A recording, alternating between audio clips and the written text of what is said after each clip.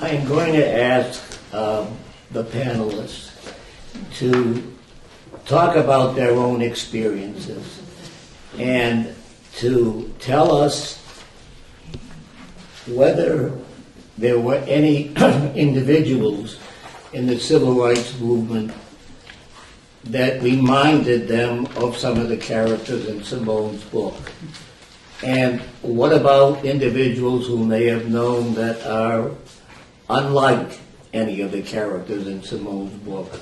I'm going to ask Yosaif and Ellen whether their Judaism had anything to do with their civil rights activism. Now, Ellen, as a high school student, worked with the Congress of Racial Equality, CORE, and was a founding member of Friends of SNCC, the Student Nonviolent Coordinating Committee in Philadelphia.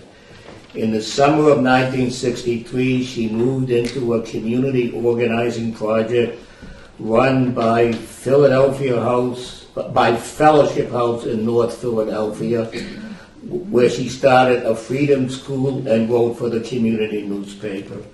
In late August of 1964, during the Columbia Avenue riots, she worked with local clergy and community leaders to contain the violence.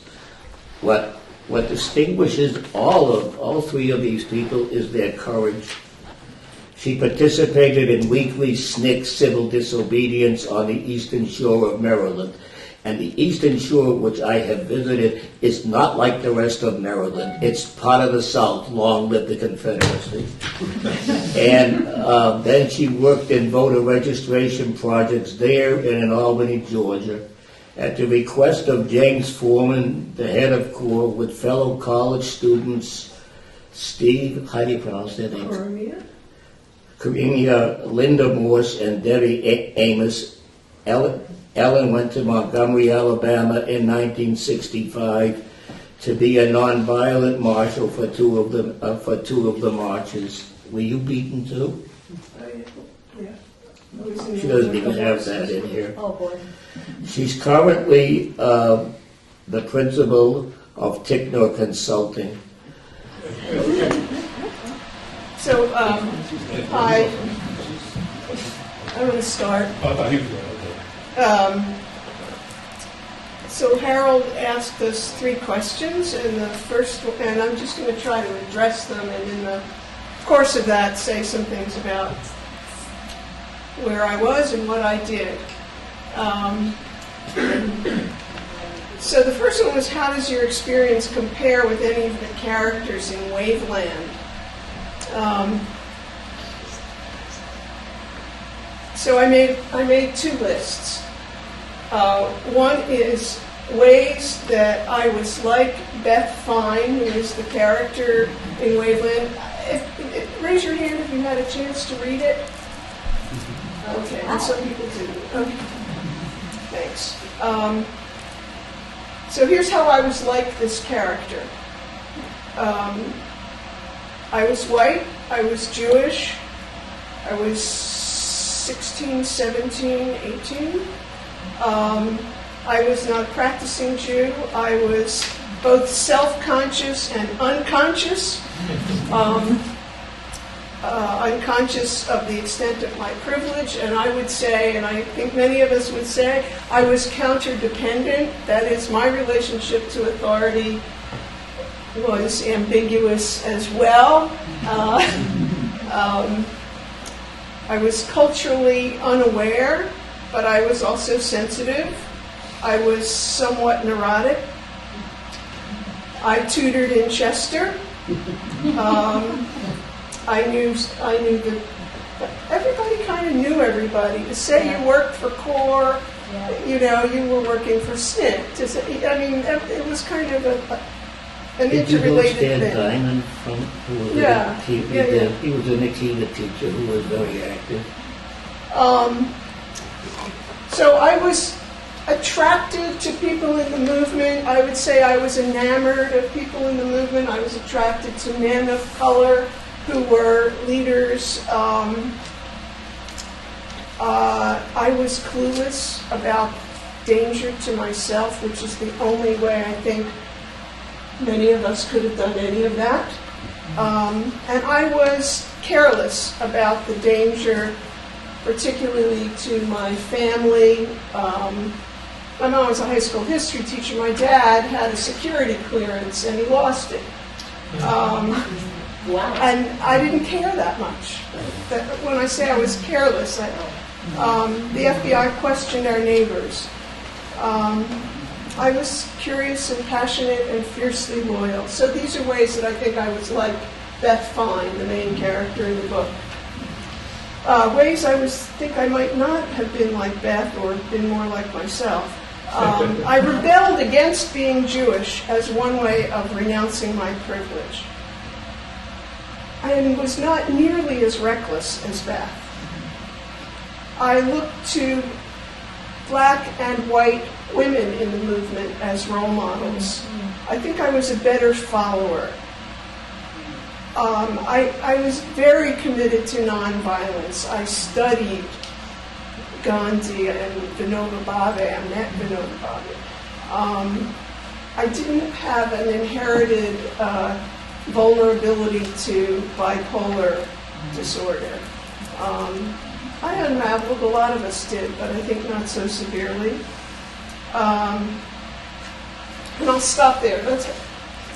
I feel I know many of those characters in the book, so I think you got those composites or parts of them right in terms of my memory. So, and then there's the second question is, why did you participate in Freedom Summer? I did not. I was not in Mississippi in 1964. So, but I was very involved in civil rights vis-a-vis the Friends of SNCC here and SNCC. And why is such a huge question? And at the time, now I would say it was by the grace of God that I got to come of age in those times. Because it awakened my connection to people from whom I had been separated by custom, by law, by distortion, by lies, and by extension to a sense of purpose for living that I have tried in my life to carry on. This sacred responsibility of being a human being. So, without getting into the stories of my early encounters of racial ignorance and prejudice and segregation and unequal access to life-saving health care and hypocrisy within my own family, those things, I'll just say, were shocking and confusing to me in ways that I don't think I could articulate. It just happened. So I was searching for a kind of fidelity, and one thing led to another. In high school, I got active in civil rights in my junior year. A friend invited me to a place called Fellowship House. Some of you know it. It was a very well-known and wonderful human relations training center. In the city, it was on Girard Avenue. It trained educators, went into the schools, clergy, social workers. I started going every weekend to help out, to listen to speakers like Vinoba Bhave, Dorothy Day, Martin King. It was an extraordinary experience for a young seeking person. But where did you hear these people? At Fellowship House, started by a woman named Marjorie Penny, who married a guy, Victor Patchkus, who was the head of Scientists for Social Responsibility. You might remember that group in the Vietnam War era. Through them, I met Clarence Harris and Linda Taylor, Michael Simmons, some of you know from the movement, and Zahara Simmons. And we started Friends of SNCC in order to publicize and support what was happening in the South. So we got to talk to people in SNCC. We got to know the Watts line number and We got mimeographed stories that didn't come out in the paper, and we could work to make them come out in the paper. We raised money, we did clothing drives, but we went to a lot of schools and colleges. And I think that this happened for me, and I think in Friends of SNCC we tried to do this for others. We gave names to people who had been nameless. Herbert Lee, Emmett Till, people who would otherwise perhaps have died in obscurity, as so many people did. So at Christmas break in 1961, I think it's 1961, two people from Fellowship House, Prathia Hall, who you may have known, and Joyce Barrett, decided to go south to Albany, Georgia, so I drove along with them. I got arrested at a sit-in like 2 days after I got there, and went to jail in, I think it was Mitchell County. They didn't keep me there because I was a minor. This is where Laurie Pritchett was the chief of police. It was where Bernice and Cordell Reagan were. Charles Sherrod was the field secretary. I met two white women who were very active in SNCC, and that mattered to me somehow. Jane Stembridge, who's a poet, and Dinky Romley, who now runs something called Friends of Freedom Theater of Jenin. She's in New York and is very connected to Palestinian rights. And so some of us started going weekly to Cambridge, Maryland in '63 to take part in demonstrations and sit-ins. We went with Father Burns of the Catholic Worker here and some Catholic Worker folks. In Cambridge, Maryland, which was as segregated as any southern town, what we used to call the South, anything below South Street. Gloria Richardson, who lived there, was the head of a group called the Cambridge Nonviolent Action Committee. It was my first sit-in where I was actually banged around, spit on, and had coke poured on my head. Went limp, went to jail. You do it because the people you do it with, who live there, who don't get to go home, are brave, are incredibly brave people. Were you left with any physical disability? Not from that. I have a slight thing from Montgomery. I'll tell you about that in a minute. So when I graduated high school, I moved into Fellowship House as a college intern on the condition my parents insisted that I go to college and that they not let me drop out. It's the first time I ever lived with people of color. It's the first time I reported to people of color as my bosses. That was the summer of the March on Washington, which I went to over my parents' objections. And also, after the march, I moved into a community organizing project at 27th and Columbia. It was a pilot project. And that whole term, pilot project, who knew what that meant then? It sounded much more exciting. But I was living in North Philadelphia during the insurrection in North Philadelphia when people had just had enough in the summer of '64 and stove in windows and tried to get attention. That was the summer. That was Freedom Summer in Mississippi, and so what I was doing was I was here. After Freedom Summer, after the Democratic Convention, SNCC started working more in Alabama, and Jimmy Jackson was killed by a state trooper in Selma. And at that point, I think it was in the spring of 1965, Jim Foreman called Fellowship House and asked for people to come to Montgomery to be marshals because there was going to be a big march. I didn't know too much about what was happening in Selma, which was right kind of next door across a bridge. But 4 of us went. Linda Dannenberg, Steve Coromia, Marva Amos, and I. So we bought office supplies on the main street of Selma, which I think was called Broad Street. We wore armbands. I lived with a family called Johnston in the Negro section of Montgomery.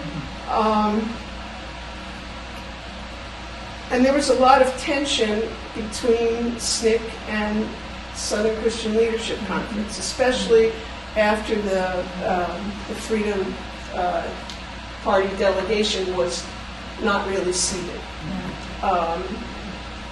So March 15th, the Ides of March, a whole bunch, maybe 1,000 or more students from Tuskegee came to Montgomery. They had a petition that they wanted to deliver to Governor Wallace, and it was for that reason that Foreman called. They thought that people were just going to get killed because they were just coming and didn't necessarily know what they were doing. And when I got there, we were congregated outside a huge church. And I didn't realize until later that we weren't actually allowed in that church. But Bernard Lafayette, who was another field secretary, was there, and he came over to me and Linda and said, "Could you get up on the steps and teach people how to be nonviolent when they get arrested?" How many times did that happen? And that's what we did. We just got up and started yelling at people about how to protect themselves. We didn't know that we were being trapped, that we could see the Capitol down the street, but around the corner, kind of out of sight, there were, I actually don't know how many, but easily 100 people on horseback. They were a posse. They were not police. They were not troopers. They were a posse. And the police were in riot gear. So we started marching down the street, and the police stopped us and just surrounded us. So the people who were supposed to be marshals sort of stayed on the perimeter, and everybody sat down. And we were there, I think this was the 15th of March, so it was before the Selma March that went over the bridge.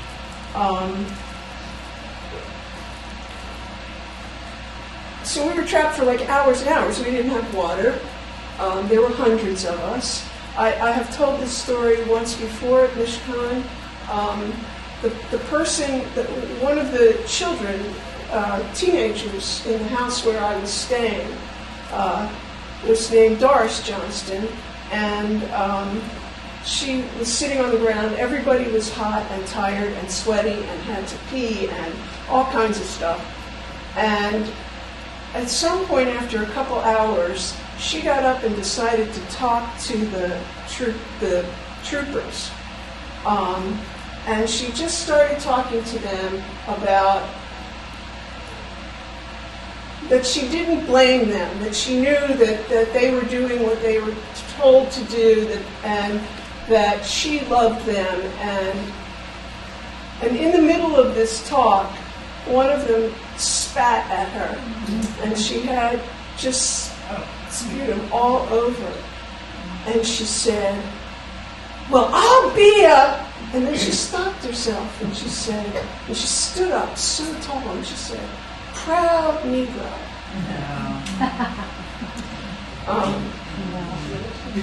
Yeah, wow.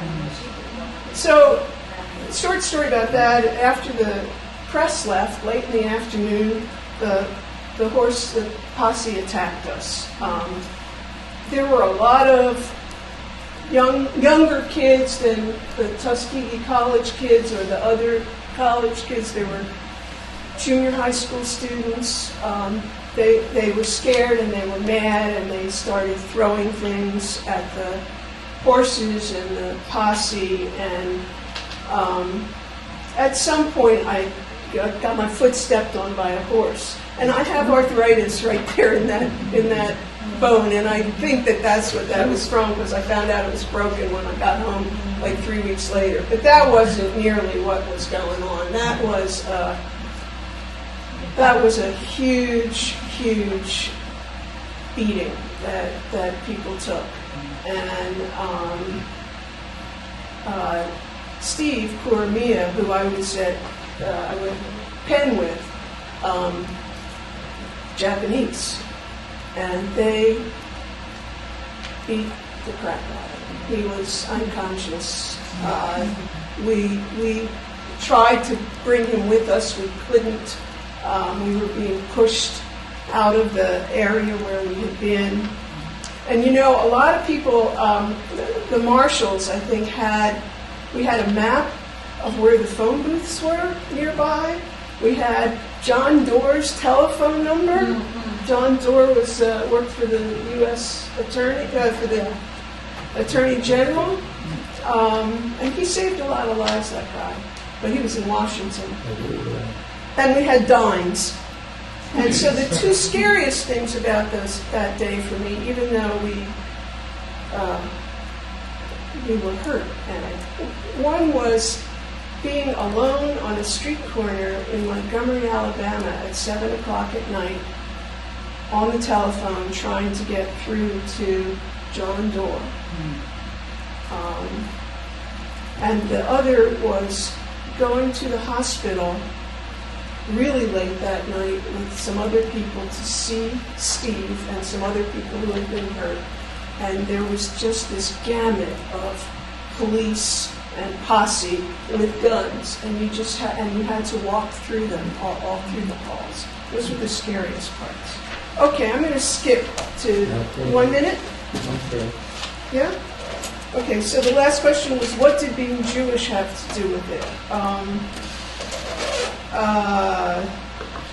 Trying to get away from being Jewish had a lot to do with a lot of what I did.